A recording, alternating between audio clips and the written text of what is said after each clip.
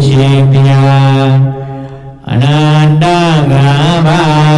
embo chi sivani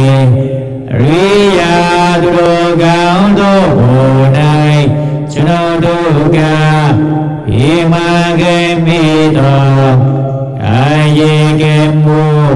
wa si ke mu mano ga mu do go thao bang wen cha can do vi chim bia chuno du bồ nai bia ma so ca ge di nha vô lê chuno du ca y gen thi quyến lốt bao gồm ni chim bia ông dê đà vốn chít lê cha bù nô lu na bia ma ta đà hoa lo cha ma cha ba si cha đà cha ba si bi yang gen te y nhiên cha ba si so yen yen te y nhiên cha ba si yo ga gen te y nhiên cha ba si cho tu vi bảo hóa se ma sa ye ya ne ten đại om biêu ge vu do đa na vu do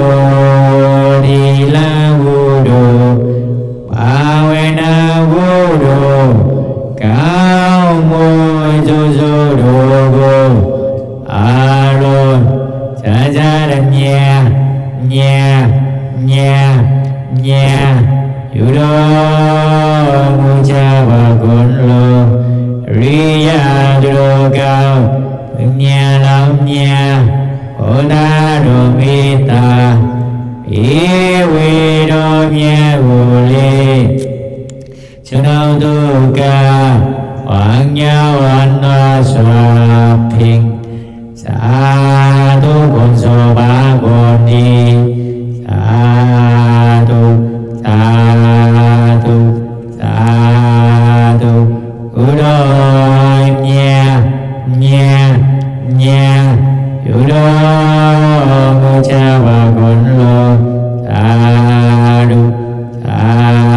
du sa du u đôi nha nha nha yu đô mu cha ba con lo sa du sa du sa du sa thu lành thay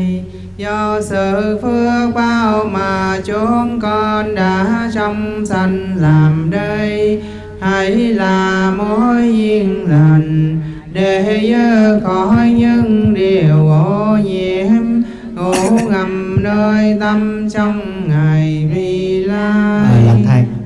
mọi người cúng dường này á, mọi người tác ý là cúng dường sư thầy cái thiền xây cái thiền đường mini ở đây nè. Tại vì á, ở đây á, mà mưa là thua, Tam Cao phải xây thiền đường mini và có chỗ cho mọi người nghỉ trưa. Đó, sư đang tác ý. Thì mọi người tác ý cái cúng cái này cho cái đó đi, cúng cái sư không có phước đâu, phước không có nhiều. Tin đi, tác ý là cúng cái này cho thiền đường đi, thiền đường mini á. Để sư không có xài, chứ để cúng nhiều quá tiền nhiều sư hư nữa. Ý là tác ý lần này là sư sẽ làm một cái thiền đường mini. Đúng rồi, thiền đường cây dừa là mình sẽ bỏ cái thiền đường vỉa hè á. Mọi người ơi, sa thú lành. Sa thú. Cái này cúng dường cho thiền đường mini.